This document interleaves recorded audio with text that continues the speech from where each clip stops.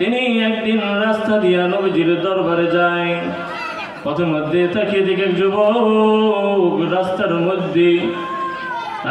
মধ্যে শুয়ে গড়াগড়ি করে কান্না করতেছে।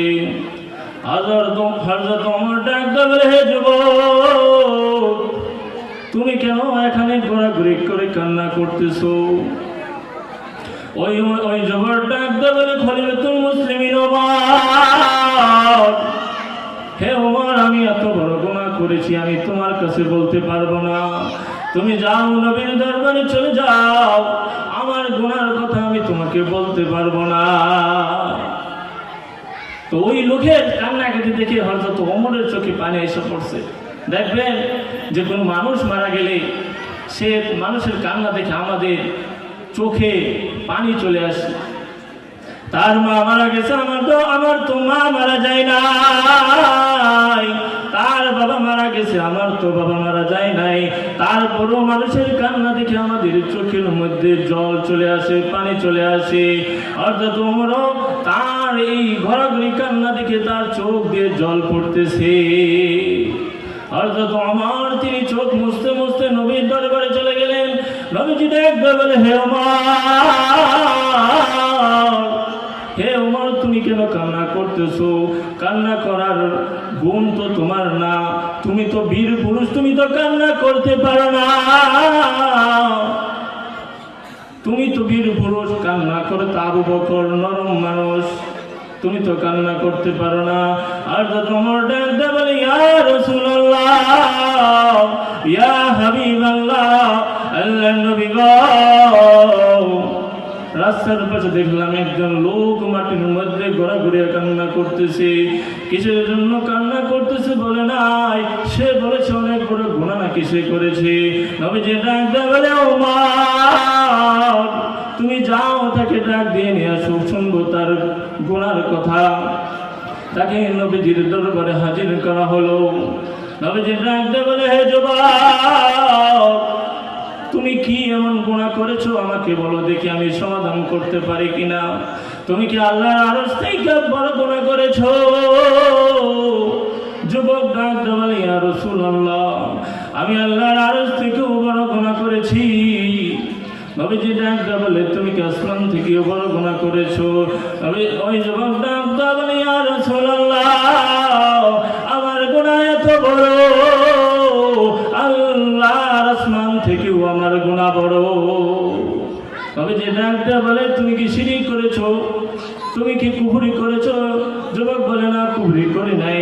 নবীজি ডাক দেয় বলে, হে যুবক, তুমি কি গুনাহ করেছো আমাকে বলো। তখন ওই যুবক ডাক দেয় বলে, ইয়া রাসূলুল্লাহ, ইয়া হাবিবাল্লাহ, আল্লাহর নবী গো,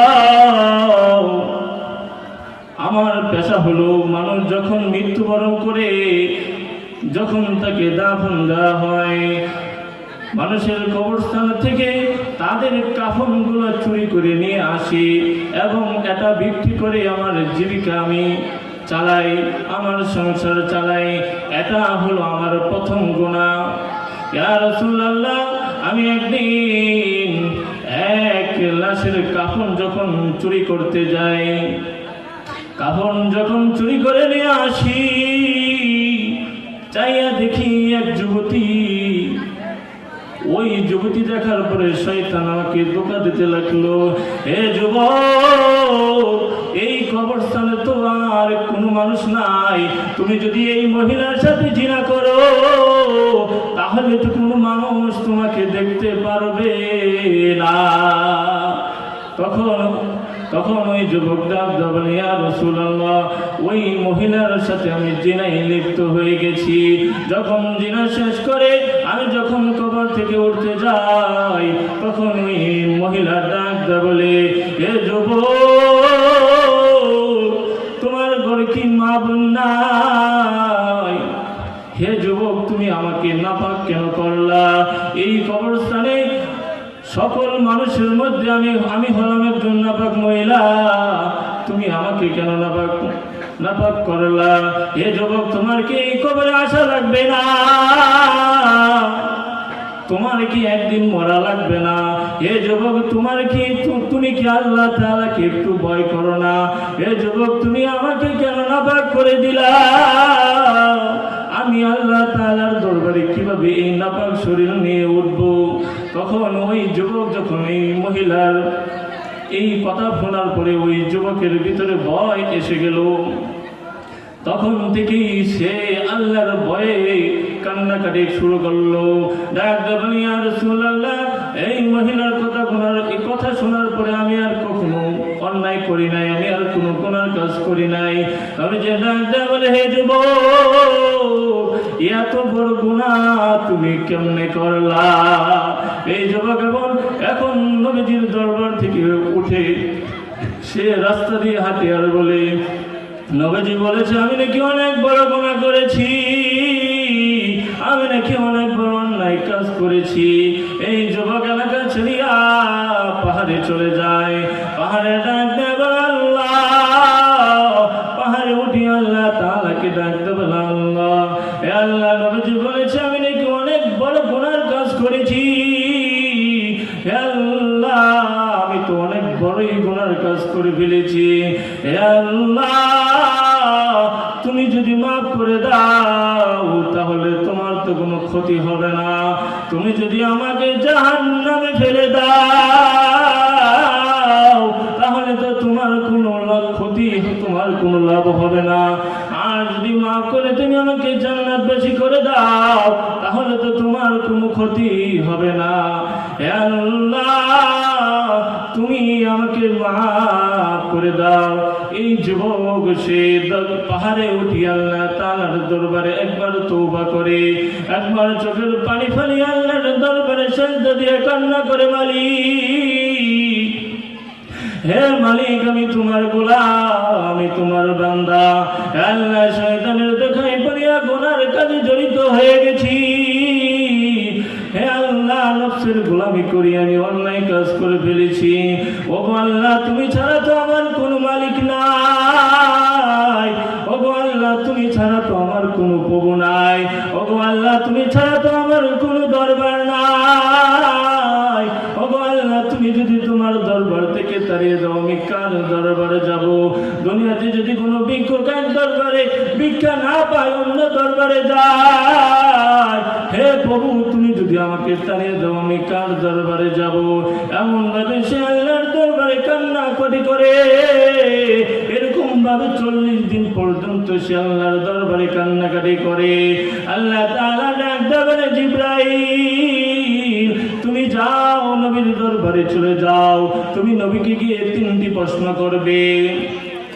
নবীর কাছে আসিয়া ডাক দেবেন, ইয়া রাসূলুল্লাহ, ইয়া হাবিবাল্লাহ, আপনি বলুন এই আসমান জমিন কে সৃষ্টি করেছে? আল্লাহ নবী ডাক দিয়ে বলে, এই আসমান জমিন সৃষ্টি করেছেন আল্লাহ, এই আসমান সৃষ্টি করেছেন আল্লাহ, এই জমিন সৃষ্টি করেছেন আল্লাহ। হে নবী, আপনি বলুন এই আসমান জমিনের মাঝে যত মাখলুক রয়েছে তাদেরকে রিজিক দেয় কে? এবার নবী ডাক দেয় বলে, জিবরাইল, আসমান জমিনের মাঝে যা কিছু রয়েছে, যত মাখলুক রয়েছে, আল্লাহর যত সৃষ্টি রয়েছে সবগুলোকে রিজিক দেন আল্লাহ। এবার হযরত জিবরাইল আলাইহিস সালাম ডাক দেয় বলে, ইয়া রাসূলুল্লাহ, যে আল্লাহ আসমান জমিন সৃষ্টি করতে পারে, যে আল্লাহ আসমান সৃষ্টির সমস্ত মাখলুককে খাবার দিতে পারে, সমস্ত মাখলুকের রিজিক দিতে পারে, ওই আল্লাহ কি ওই যুবকের গুনাহকে মাফ করতে পারে না? হে রাসূলুল্লাহ, হে ইয়া রাসূলুল্লাহ, এখন নবীজি আপনার এক সাহাবীকে পাঠিয়ে দিন। ওই সাহাবীকে তার তওবা আল্লাহ কবুল করেছেন, সে যেন জঙ্গল থেকে ফিরে আসে। এরকম ভাবে যারাই আল্লাহ তাআলা দরবারে তওবা করবে, মানুষ গুনার কাজ করবে, কিন্তু গুনাহ করার পরে আল্লাহ তাআলার কাছে তওবা করতে হবে। মানুষ যখন একটি গুনাহ করে তখন তাহার কলবের মধ্যে একটি দাগ বসিয়া যায়।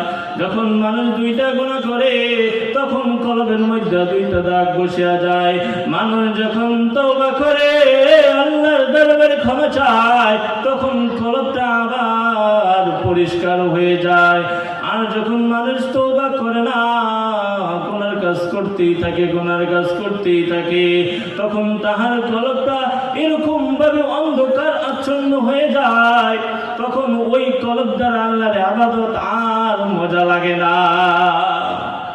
কলব যখন ভালো থাকবে, সাদা থাকবে, পরিষ্কার থাকবে, ওই কলব দ্বারা আল্লাহ তাআলার ইবাদত করতে মজা লাগবে। আর কলবে যখন গুনাহ থাকবে, কলব যখন অন্ধকার থাকবে, ওই কলব দ্বারা আল্লাহ তাআলার ইবাদত বন্দেগী মজা লাগে না। এর জন্য গুনাহ করবে। হযরত আবু হুরায়রা রাদিয়াল্লাহু আনহু থেকে বর্ণিত যে মানুষ গুনাহ করবে, আর মানুষ যদি গুনাহ না করত তাহলে আল্লাহ তাআলা এই মানব জাতিকে ধ্বংস করে আরেকটা জাতি তিনি প্রেরণ করতেন। কারণ আল্লাহ তাআলা বলেন যে বান্দাদের তওবা আমার কাছে অনেক ভালো লাগে। আল্লাহ রাব্বুল আলামিন প্রতি রাতে আল্লাহ তাআলা মধ্য আসমানে, প্রথম আসমানে এসে ডাকতে বলে, হে আমার বান্দারা, কে আসো আমার কাছে চাইবে আমি তোমাদেরকে দিব। কে আসো আমার কাছে রিজিক চাইবে আমি তাদেরকে রিজিক দিব। কে আসো আমার কাছে ক্ষমা চাইবে আমি তোমাদেরকে ক্ষমা করে দিব। এরকম ভাবে আল্লাহ তাআলা প্রতিদিন ডাকতে থাকে। কিন্তু আমরা নাফরমান বান্দা, আমরা আল্লাহ তাআলাকে চিনি না। আমরা আল্লাহ তাআলা যখন ডাকে তখন আমরা ঘুমের ঘোরে আচ্ছন্ন, ঘুমিয়ে রাত পার করে দিই। আল্লাহ তাআলা রাত্রিতে আসে ডাকে। শয়তান মানুষকে ধোঁকা দিবেই। শয়তান আল্লাহ তাআলার কাছে ওয়াদা করেছে, হে আল্লাহ, তোমার বান্দা পৃথিবীতে যতদিন থাকবে ততদিন পর্যন্ত তাদেরকে আমি গুনার কাজে লাগিয়ে রাখবো, ততদিন পর্যন্ত তাদেরকে আমি গুনাহ যেন করে বেশি যেন গুনাহ করে তাদেরকে ওয়াসওয়াসা দিতেই থাকবো। তখন আল্লাহ ডাকতে বলে, শয়তান, তুমি আমার বান্দাদেরকে ধোঁকা দিতে থাকো, তুমি আমার বান্দাদেরকে ওয়াসওয়াসা দিতে থাকো। আমার বান্দা যদি আমার কাছে ক্ষমা চায়, আমার বান্দা যদি আমার কাছে তওবা করে, আমি বান্দার সমস্ত গুনাহগুলো মাফ করে দিব। সুবহানাল্লাহ। যে শয়তান কত ধোঁকা দিবে। আমি আপনি যদি একবার আল্লাহ তাআলার কাছে তওবা করে নেই তাহলে আল্লাহ তাআলা আমাদের জীবনের সমস্ত গুনাহগুলো মাফ করে দিবেন। আল্লাহ নবী বলেন যে আমি দিনে 100 বার, 70 থেকে 100 বার তওবা করি। হে আমার সাহাবীরা, তোমরাও বেশি করে তওবা করো। আল্লাহ নবী বলে, কোন মানুষ যদি তওবা করে, কোন মানুষ যদি আল্লাহ তাআলার কাছে তওবা করে মাফ চায়, তখন আল্লাহ তাআলা তাকে 3টা জিনিস দান করে। কোন মানুষ যদি তওবা করে আল্লাহ তাআলা তাকে 3টা জিনিস দান করে। 1 নাম্বার হলো আল্লাহ তাআলা তাকে সকল প্রকার বিপদ আপদ থেকে হেফাজত করে। এই যে আমরা বিভিন্ন অনেক সমস্যায় পড়ে যাই, আমাদের গুনার কারণে আল্লাহ তাআলা আমাদেরকে মুসিবত দেন, যেন মুসিবত বলিয়া আমরা আল্লাহ তাআলার দরবারে ফিরে আসি। যদি আমরা আল্লাহর কাছে ক্ষমা চাই, আমাদের যত বিপদ আছে সব বিপদ আল্লাহ তাআলা দূর করে দিবেন। তারপরে বলেন যে 2 নাম্বার, যারা আমার নিকট তওবা করবে আমি তাদের অভাব দূর করে দিব। আজকে অভাবে পড়িয়া চুরি করে, আজকে অভাবে পড়িয়া ডাকাতি করে, আজকে অভাবে পড়িয়া অন্যের উপর জুলুম করে, অন্যের টাকা আত্মসাৎ করে মানুষ গুনার কাছে জড়িত হয়ে যায়।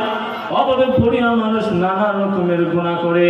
আল্লাহর নবী বলেন, হে মানুষেরা, তোমরা যদি আমার নিকট ক্ষমা চাও, তওবা করো, তাহলে আমি তোমাদের অভাব দূর করে দিব। আল্লাহ নবী 3 নাম্বার বলে, যারা আমার নিকট, আল্লাহ নবী বলেন যারা তওবা করে তাদেরকে রিজিক দেওয়া হবে। আজকে রিজিকের পেরেশানিতে আমরা সারা দিন কাজ করি, কিন্তু আমরা নামাজ পড়ি না। নামাজের সময় যখন হয়ে যায় তখন আমরা কাজ করি, যখন মুয়াজ্জিন আযান দেয় তখন আমরা কাজ করি, যখন নামাজের সময় হয় তখন আমরা কাজ করি। আযান শুনে যারা আছো বিছানা, আযান শুনে আছো যারা বিছানা, তাদের জন্য কান্দেন নবী মদিনায়, তাদের জন্য কান্দেন নবী মদিনায়। তো নামাজ পড়তে হবে। মানুষ শয়তানের ধোঁকায় পড়ে মানুষ নামাজ ত্যাগ করে, জীবিকার জন্য কাজ করতে করতে নামাজ ত্যাগ করে। আল্লাহ বলেন, তুমি যদি আমার নিকট ক্ষমা চাও অবশ্যই অবশ্যই তোমাদেরকে রিজিক দেওয়া হবে। আল্লাহ নবীজির নাতি হযরত হুসাইনের নিকট, হুসাইন রাদিয়াল্লাহু তাআলার নিকট একজন মানুষ এসে বলল, হে আল্লাহ রসুলের নাতি, আমাদের এলাকায় বৃষ্টি হচ্ছে না। তখন হুসাইন বললেন যে তুমি তওবা করো। তখন আরেকজন বলল যে হে হুসাইন, আমার সংসারে অভাব অনটন রেগে রয়েছে। হুসাইন বলল যে তুমি তওবা করো। আরেকজন এসে বলল যে হে হুসাইন, আমার ছেলে মেয়ে হচ্ছে না। তখন হুসাইন বলল যে তুমি তওবা করো। এই যে দেখেন এখানে একটি বিষয় যে হুসাইন বললে, একজন লোক এসে বলল, হে নবীজির নাতি হুসাইন, যে আমার ছেলে মেয়ে হচ্ছে না। তখন হুসাইন রাদিয়াল্লাহু বলল যে তুমি তওবা করো। তখন এক সাহাবী ডাক দেয়া বলে, হে আল্লাহ রসুলের নাতি, মানুষ তিনটা প্রশ্ন করলো, তিন ধরনের আপনি উত্তর দিলেন একই। তখন হুসাইন বললেন যে তুমি কি কোরআন পড়ো নাই? কোরআনে তো বলা আছে যারা নাকি তওবা করে তাদের এলাকায় বৃষ্টি হবে, যারা তওবা করবে তাদের অভাব অনটন দূর হয়ে যাবে, যারা তওবা করবে তাদের সন্তানাদি হবে।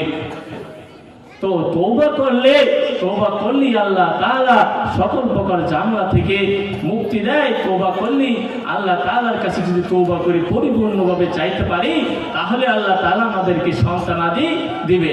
কিন্তু অনেকে তো আছে যারা আল্লাহ তাআলার কাছে সন্তানাদি চায় না। কিছু মানুষ আছে যারা মাজারে গিয়ে পীরের কাছে সন্তানাদি চায়। মাজার মানুষকে সন্তান দিতে পারে না।